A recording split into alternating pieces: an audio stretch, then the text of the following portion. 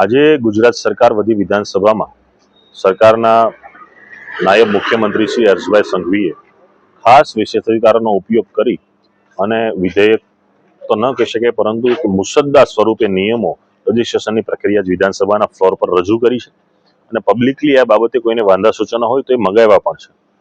તો આજે જે 4 સ્ટેપની પ્રક્રિયા જાહેર કરી છે, માતા પિતાનું ડિક્લેરેશન અરજદારે આપવાનું છે, સેલ્ફ ડિક્લેરેશન 30 દિવસની પ્રક્રિયા છે, પુરાવાનું લિસ્ટ પણ મોટું કર્યું છે, માતા પિતાના વરવધુના 2 સાક્ષીના વિશેષ પુરાવાઓ રજૂ કરવાના છે. 4 સ્ટેપની જે પ્રક્રિયા છે એને અમે આવકારીએ છીએ અને સરકારે જે સરાહનીય પગલું ભર્યું છે એને અભિનંદન પણ આપીએ છીએ. પરંતુ આનાથી સંપૂર્ણ જે બાબતો છે કે 18 વર્ષની દીકરીઓ થાય છે અને જે પ્રકારે સમાજની અંદર, કોઈ એક સમાજની અંદર નહીં, સમગ્ર હિન્દુ સમાજની અંદર જે પ્રકારના બનાવો બની રહ્યા છે કે જેના લીધે દીકરી અને એનો પરિવાર હેરાન થાય છે, તો એ અટકે એ માટે ખૂબ જરૂરી છે. અને આમાં જે માતા પિતાનું સેલ્ફ ડિક્લેરેશન અરજદાર એટલે કે વરવધુએ આપવાનું છે, એના બદલે હું ઈચ્છા રાખું છું અને મને એવું છે કાયદાના એક વિદ્યાર્થી તરીકે કે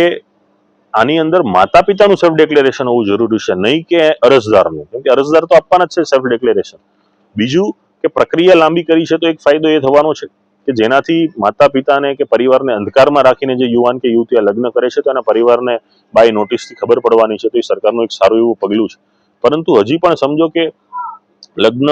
માતા પિતાથી છુપાવીને લગ્ન માટે જાય છે, સેલ્ફ ડિક્લેરેશન પણ અરજદાર આપી દે છે માતા પિતાને ખબર ન હોવા છતાં, અને આવા સમયે માતા કે પિતા વાંધો ઉઠાવે છે,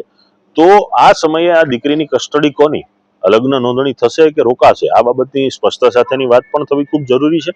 અને સમજો કે લગ્ન નોંધણી નથી થતી અને સેલ્ફ ડિક્લેરેશન ખોટું આપ્યું છે, તો આવા યુવાન કે યુવતી વિરુદ્ધ શું શિક્ષાત્મક કે દંડાત્મક પ્રકારની કાર્યવાહી થવી જોઈએ એનો પણ ઉલ્લેખ થવો ખૂબ જરૂરી છે.